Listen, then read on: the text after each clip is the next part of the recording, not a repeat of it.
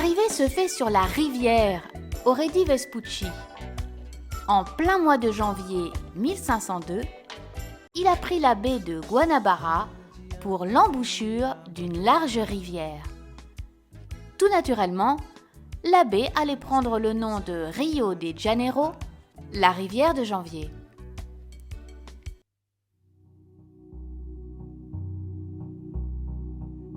Les Tamoios, dans l'incapacité de se défendre, accueillirent l'envahisseur portugais avec respect. Leurs relations ne furent toutefois pas toujours pacifiques, les Portugais ayant la coutume de faire des esclaves. Il est vrai que leur rite anthropophagique leur donnait une image de sauvages. La France fit 2 courtes apparitions à Rio, en 1555 avec l'amiral Villegagnon, puis en 1711 avec René Duguay-Trouin. La découverte d'or et de diamants au XVIIIe siècle donna un nouvel essor au site portuaire de Rio. C'est donc pour des raisons logistiques que Rio devint la capitale du Brésil à la place de Salvador de Bahia. Non seulement elle fut la capitale du Brésil, mais aussi pendant 58 années, entre 1763 et 1821, elle fut la capitale du royaume portugais. La famille royale portugaise et la plupart des nobles de Lisbonne fuirent pour s'installer à Rio de Janeiro en raison de l'invasion des troupes de Napoléon au Portugal. Rio devint ainsi l'unique capitale européenne située à l'extérieur du continent européen. En 1888, la libération des esclaves entraîna une importante migration depuis les campagnes vers les villes, créant les premières favelas.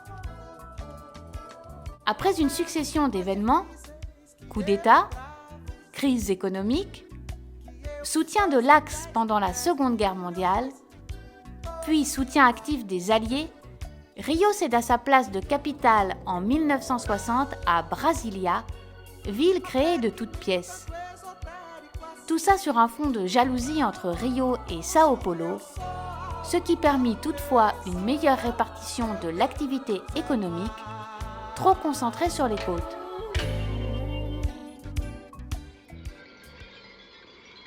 Ça finit ici, sur l'arc. Je suis sûre quand vous regardez, si vous avez déjà regardé dans la télé, vous avez toujours eu l'impression que c'est kilomètres dans la rue. Non, c'est une piste de 620 mètres d'extension. L'impression que vous recevez, c'est la quantité de gens qui défilent. Nous avons 4 soirées parce que nous avons 2 groupes pour les écoles de samba. Nous avons les groupes, c'est comme au football. Donc, vendredi, samedi, c'est le groupe B qui défile et dimanche, lundi, c'est le groupe A.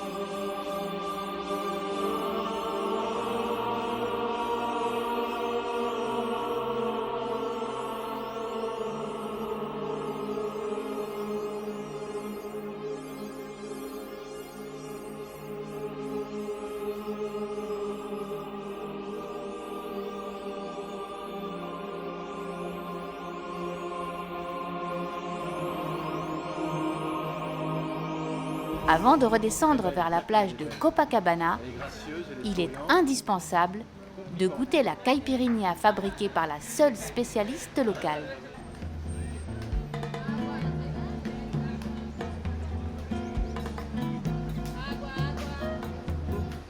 La plage la plus connue du monde, le volley-ball et le football, sont les activités de plage incontournables. C'est le lieu des grands rassemblements. Le pape François a célébré la messe de clôture des Journées mondiales de la jeunesse en 2013 devant 3 millions de fidèles. Le concert des Rolling Stones a rassemblé en 2006 1 million de personnes. Copacabana dédie son sable à la religion de la beauté.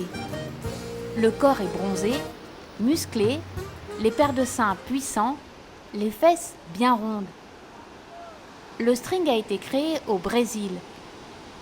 Copacabana en bénéficie car sa plage est le lieu parfait pour montrer à tous son corps bien soigné, aux formes et aux couleurs idéales.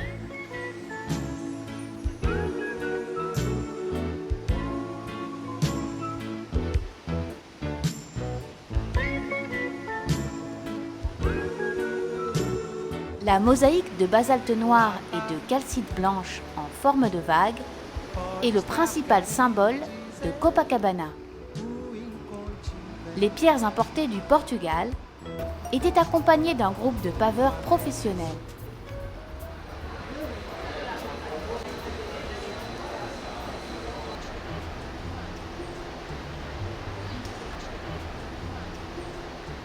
La ligne de chemin de fer du Corcovado est inaugurée en 1884. Le Corcovado, bossu en portugais, 710 mètres d'altitude, est l'un des nombreux reliefs de la ville de Rio de Janeiro.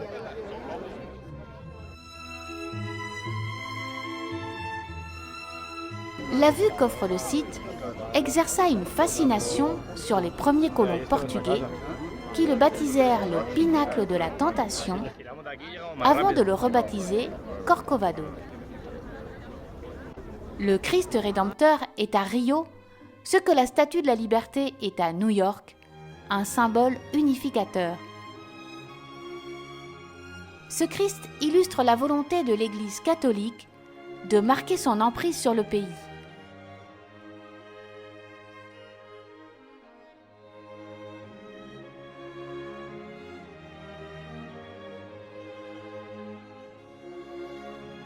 Peu à peu, le Christ rédempteur, nom officiel, fera l'unanimité, finissant par symboliser l'unité du Brésil.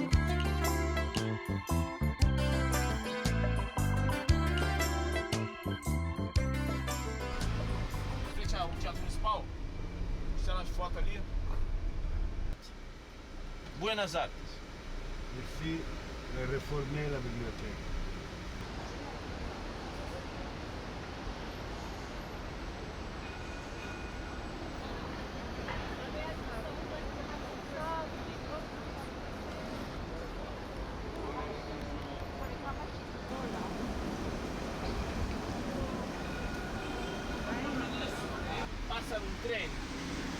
Mère Teresa se prosterne devant la cathédrale Saint-Sébastien de Rio de Janeiro.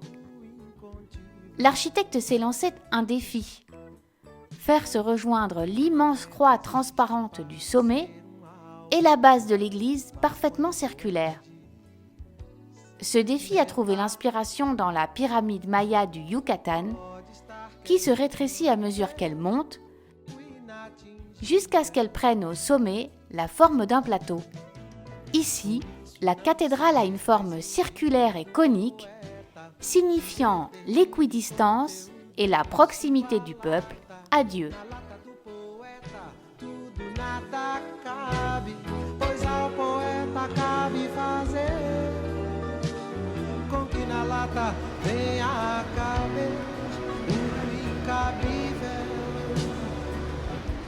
Plus de 2000 carreaux de faïence venant de 70 pays différents sont posés sur les 250 marches de cet escalier. Œuvre de l'artiste chilien Jorge Celarón, il a été réalisé à l'occasion de la Coupe du monde de football en 1994. Celarón n'a jamais considéré le travail comme achevé et a affirmé que ce rêve fou et unique ne prendrait fin que le jour de sa mort.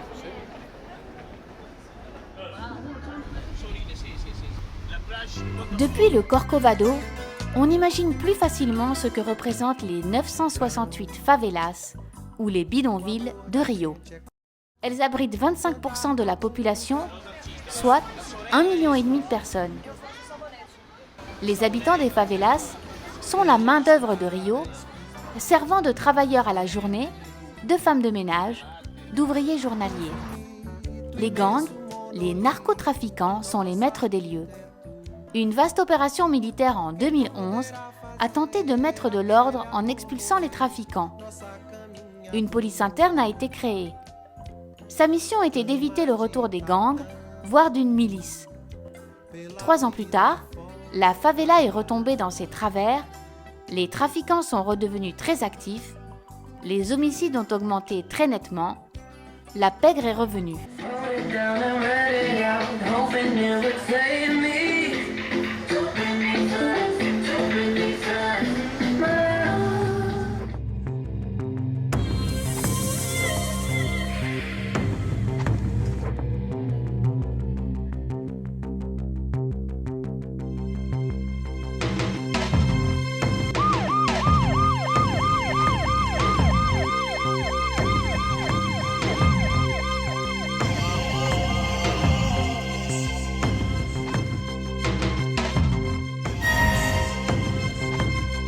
Dans ce monde, les chauffeurs de mototaxi ont leur rôle, facilité par leur déplacement.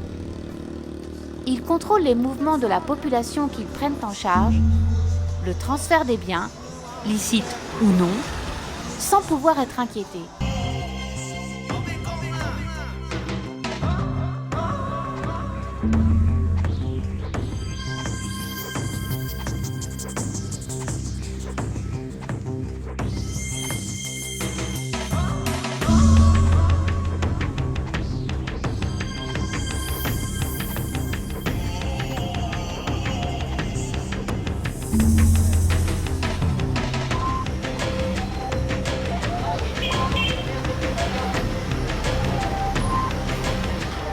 Ville dans la ville, la favela fait peur à qui ne l'habite pas.